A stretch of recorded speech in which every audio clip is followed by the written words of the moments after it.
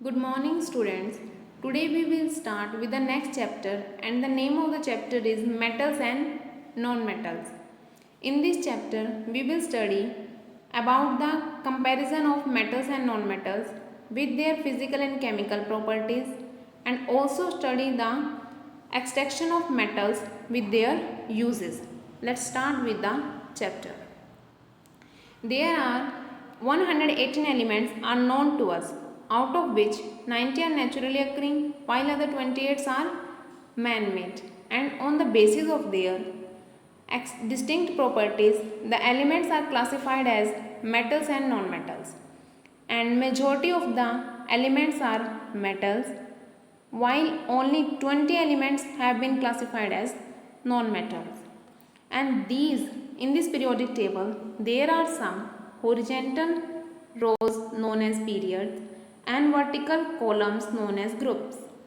And in this periodic table, different groups are divided as metal. First one group is alkali metals, and group second is known as alkaline earth metals, and all these are considered as the transition metals, and these are lanthanoids and actinoids. While on the right hand side of this periodic table there are non-metals, and between metals and non-metals there are metalloids. Now copper, lead, tin, nickel, aluminium, etc. all these are considered as metal. So how can we define the term metals? Metals are those elements which form positive ions, means cations, by losing an electron. For example, sodium. Sodium is a metal which loses its valence electron. How? Sodium having an atomic number 11, and after losing one electron it gains stable electronic configuration, means that is noble gas configuration, and the number of electrons lost by an atom is known as valency of the metal. Similarly, how can we define the term non-metals? Non-metals are those elements which gain electrons to form negative ions, means anions. And the examples of the non-metal are hydrogen, oxygen, sulfur, etc. And the last one is metalloids. What are metalloids? Metalloids are the elements which possesses both the properties of metals and non-metals are known as metalloids. For example, they are also, for example, silicon, germanium, antimony, and they are also lie in between the metals and non-metals in the periodic table. What are the physical properties of metals?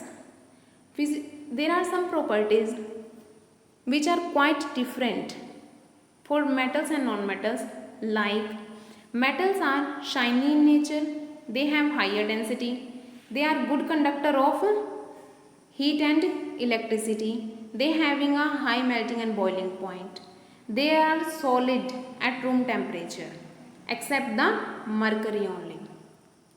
Now let's start with the physical properties one by one.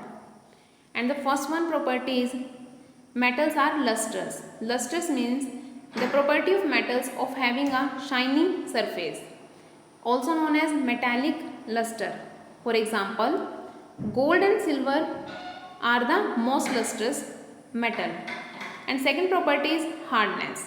Generally metals are hard in nature, but some are also known as soft metals, like alkali metals are soft, for example sodium and potassium, and they can easily cut with the knife also. And third property is malleability. Malleability means can be drawn into thin shades with a hammer without breaking it, and this property of metals is known as malleability. And the most malleable metals are gold and silver. And the next property is to be drawn into thin wires is known as ductility. And most ductile metals are gold and silver.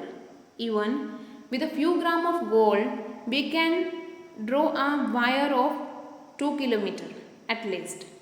And the next property is metals are sonorous. Sonorous means they produce typical sound on striking a hard surface.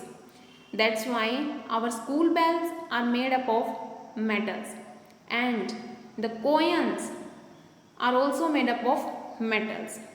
And the next property is conduction of heat, also known as thermal conductivity. Metals are good conductor of heat. That's why our utensils are made up of metal. An example of good conductor of heat and electricity are copper and aluminium. Similarly, they are good conductor of electricity also. That's why our electricity wires are made up of copper inside. And the next property is metals also possesses high density.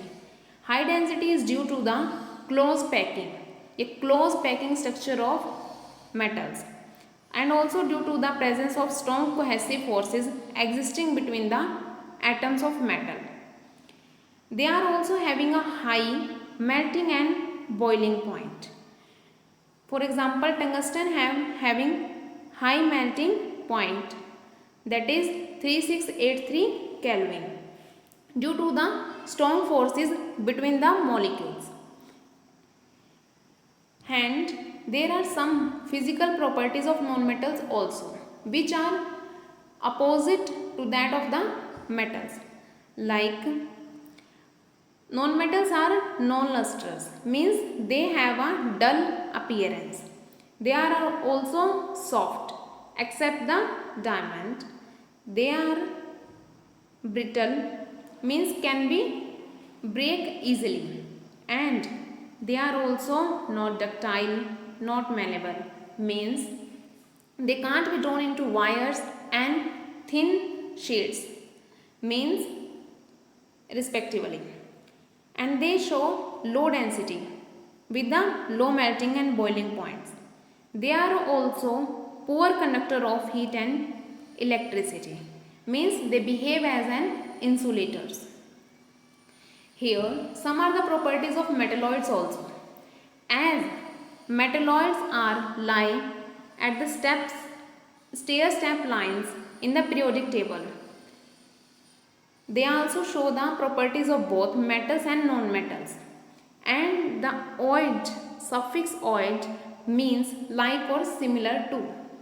As they possesses the both properties of metal and non-metal, so that's why some metalloids are shiny, some are dull, some are malleable, some are ductile. But all the metalloids are solid at room temperature, and they also conduct heat and electricity, but at lesser amount than the metals. For example, semiconductors. Thank you.